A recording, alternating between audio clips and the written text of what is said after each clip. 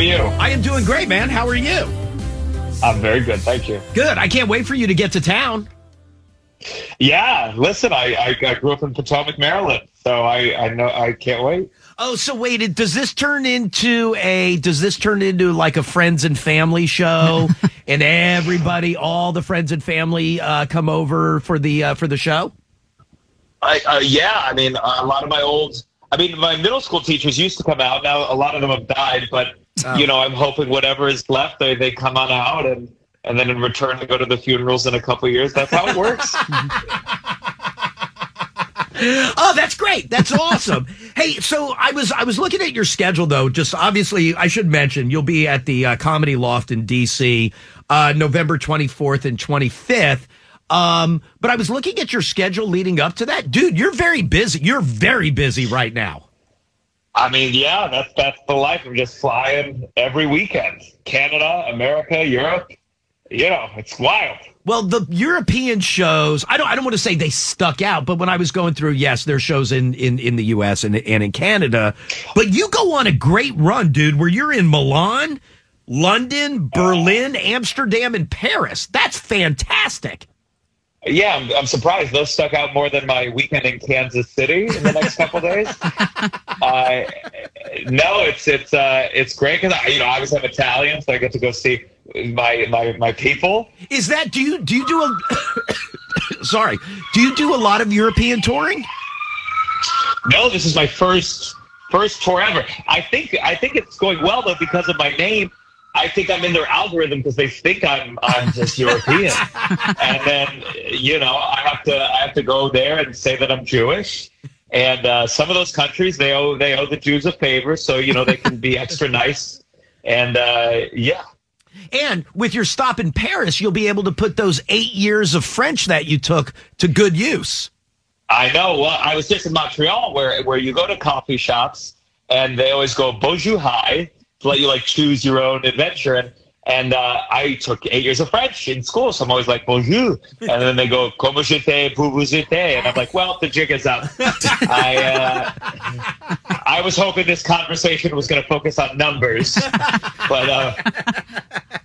And I know that you were up there every year. I feel like Just for Laughs is famous enough and big enough that people know that it's a massive comedy festival that takes place. And I know obviously you've been doing stand up for years. Last year you kind of came out of the new faces part of it, which is a big honor at Just for Laughs. And then you went back this year, which isn't always the case where you would go back years to years, not to new faces, but you did the ethnic show. But but to go back 2 years in a row, and the reviews this year seemed like they were even better than the year before for you. Well, thank God. I hope I'm getting better, and it was an honor. And the ethnic show is also known as the Old Faces show, and I'm just honored to have to graduated into that class. You know what I love about you though, whether it's your stand up, whether it's like I saw you on Corden when you did James Corden, whether it's the video component of your podcast, The Downside, you always look so comfortable. And it could just be it's while you're telling jokes, it's while you're performing, or even just sitting on the sofa for your podcast. And by the way, your body moves all over the place, but you look so comfortable. I appreciate that. Inside, it's just terror and anxiety. But I think for comedy, I just did a lot of acting, so I know how to fake it. I went to college for musical theater, which is it's like having a degree in imagination. But I was an actor first. I've been an actor longer than comedian. I've shared the stage with some people who have gone on to become massive real estate agents, and I'm sure they look relaxed when they're showing off multi-million-dollar apartments. So we used our skills wherever we went. But now, and I don't know. I hope this isn't offensive to ask the question this way, Gianmarco.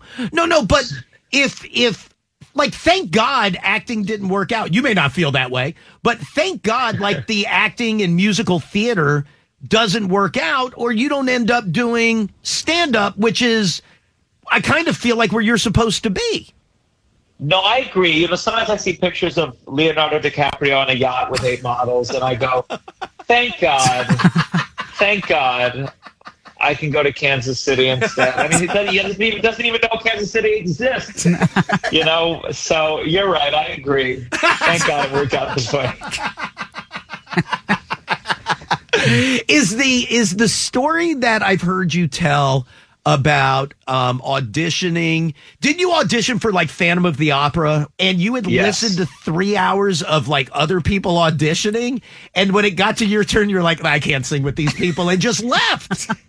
Not all. And the one thing, it's not just audition. That was for the non-union ensemble call. So this is the bottom of the barrel, and I'm underneath the barrel, going, oh no, there's no way. But that's the problem, you're the star of your high school theater department, and you're like, wow, I'm the best singer of 8 people, and 3 of them are running the lighting board for the shows. And then you go to college and you go, oh no, I had no idea. That's the progression of being an artist. Hey, what became the switch of going from theater and musical theater and acting to then going, I'm going to do stand up? I wrote a play for myself in the Fringe Festival, basically with acting. When no one books you, when no one casts you in anything, you go, okay, I'll write it myself. That's what I'll do. And I wrote myself a play for this big festival in New York, and it was autobiographical, and I ended up talking to the audience a lot during the play. And I noticed all the positive feedback was for that part, and almost none of it was for the scene work. And I try to listen to the people, and so I just started going to this terrible club in New York called LOL. One of the worst clubs, I think, in the entire world. And I did the check spot, which that's new comics. They give you the check spot. You go on stage right as they're dropping the checks on the audience. And it's a notoriously hard spot because they're looking down at the number. They're looking up at you, and they're like, this was not worth it at all. And I just did that for 2 years, basically, and fell in love with stand-up. True or false, the LOL was notorious for the microphone not working?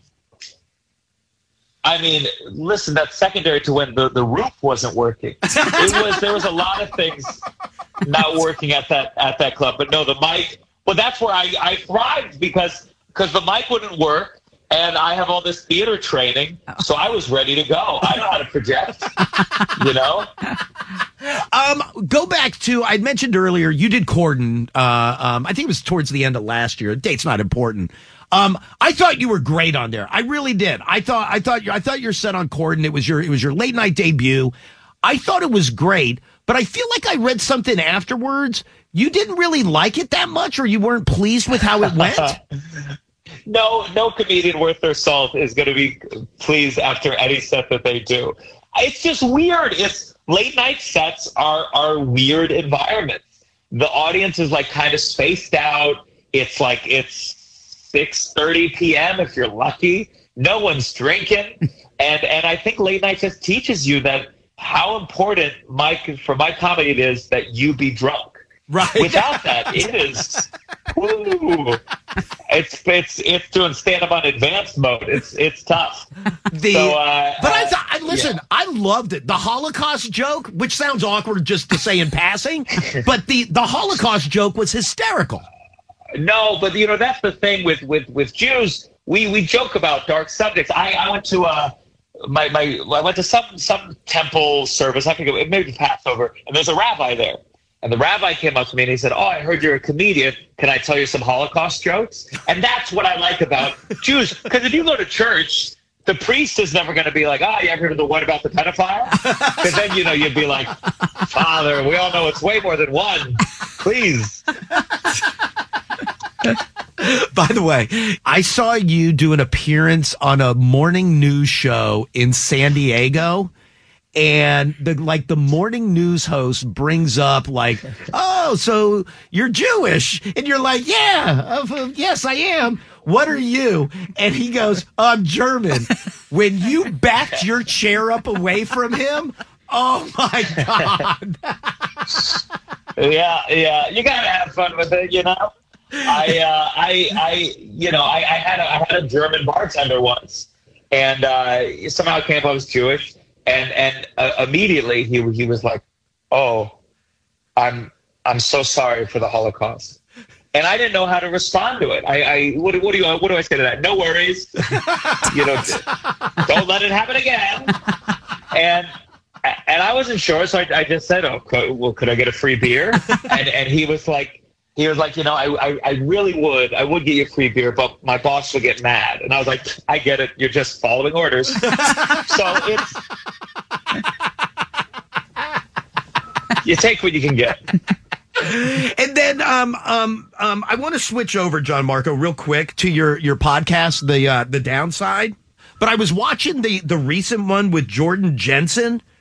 Dude, yeah, so much comes every episode, but so much came out of the latest one. But when you and she start breaking down your upbringing and your parents and all of the stuff, like especially on your side, I could talk to you about your family upbringing forever, I feel like. Sure. I mean, my parents got divorced when I was 7 days old. And I just love talking to children of divorce. Because we just got to, I think children of divorce, we got to see that our parents were children in their own right sooner than others. You get older, you realize your parents are only human, but you should find that out in your 20s. Right. We found that out when we were 6. And I think that gives us just a perspective on people and the way they operate. That can be very funny. You mentioned something that your dad did, which I have never thought of. And listen, I'm a child of divorce, and I was trying to think back. But my mom and dad lived like in separate cities when they got divorced. But you talked about something that your dad did intentionally that I've never heard anybody else mention. But you know exactly where I'm going. That when your dad would show up at your mom's house in Potomac to pick you up during the custody exchange of like, okay, it's your turn. Your dad lived 3 miles away from your mom. Your dad would intentionally take a dump in your mom's house. It's like, listen, we're still the animals that came from the jungle at the end of the day. It's the same brain doing the same thing, saying this is mine. And it's good. You know what? Good for my dad. He paid for the entire toilet. He paid for everything there. You might as well use it every once in a while. All right, Gianmarco Soresi will be at the Comedy Loft in D.C. November 24th and 25th. There's 2 shows each night. I think 7:30 and 10 o'clock each night. Gianmarco, a pleasure to talk to you. Thank you, my friend. Hey, thanks for all the research. I appreciate it, guys. Have a great day.